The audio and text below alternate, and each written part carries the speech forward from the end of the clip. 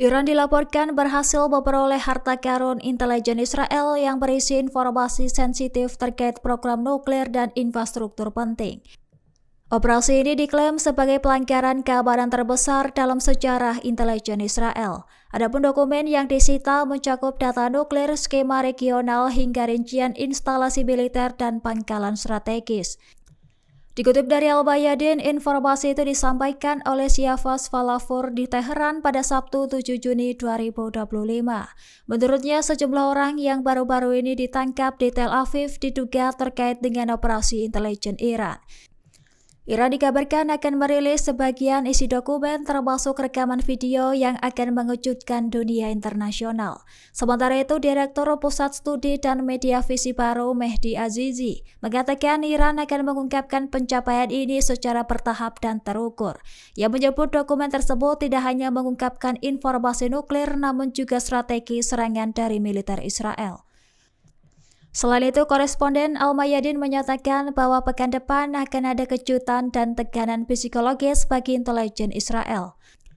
Meski demikian, Iran menilai keberhasilan ini sebagai babak baru dalam perang intelijen yang kian memanas antara Teheran dan Tel Aviv. Palestina libera! Palestina libera! Palestina libera! Gelombang protes besar-besaran mengguncang Roma, Italia pada Sabtu 7 Juni 2025. Sebanyak 300.000 orang turun ke jalan untuk menuntut diakhirinya perang di jalur Gaza.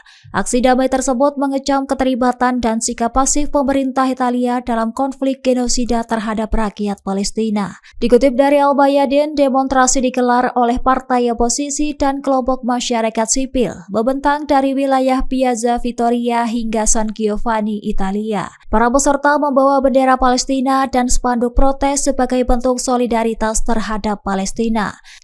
Sementara itu, Ketua Partai Demokrat Ellis Klein menjadi salah satu tokoh yang berorasi di hadapan massa. Ia pun menyebut aksi ini sebagai respon luar biasa rakyat Italia. Para pendemo mengecam kebungkaman pemerintah dan mendesak pengakuan negara Palestina. Meski demikian, aksi berlangsung damai dan menjadi sorotan media internasional sebagai bentuk tekanan kuat terhadap kebijakan luar negeri Italia. Brigade Al-Qassam, sayap militer Hamas, mengeluarkan peringatan tegas terhadap pengepungan pasukan Israel terhadap lokasi penahanan tawanan mereka Matan Zaunakar. Dikabarkan tentara Zionis tidak akan mampu menyelamatkan sandera dalam keadaan hidup. Jika tawanan tersebut terbunuh, tanggung jawab sepenuhnya berada di tangan Israel. Mengingat militan Hamas telah menjaga nyawa sandera Israel selama 1 tahun 8 bulan. Dikutip dari Palestine Chronicle, pernyataan itu disampaikan juru bicara Brigade Al-Qassam Abu Ubaidah pada Sabtu 7 Juni 2025. Ia pun memperingatkan warga Israel bahwa mereka hanya punya 2 pilihan, yaitu menghentikan perang atau bersiap kehilangan lebih banyak tentara. Bahkan kekalahan pasukan Israel di Khan Yunis dan Jabalia sebagai bagian dari operasi perlawanan Palestina yang akan terus berlanjut. Menurutnya, kekalahan itu hanyalah contoh nyata dari apa yang akan dihadapi militer Zionis di seluruh penjuru Gaza. Sementara itu, tentara Israel telah mengakui lebih dari 50 pasukannya tewas dan 17 lainnya terluka dalam operasi terbaru tersebut. Meski demikian, Al-Qassam siap memperluas perlawanan di berbagai titik di Gaza melawan pasukan Zionis. Download Tribun X sekarang, menghadirkan lokal menjadi Indonesia.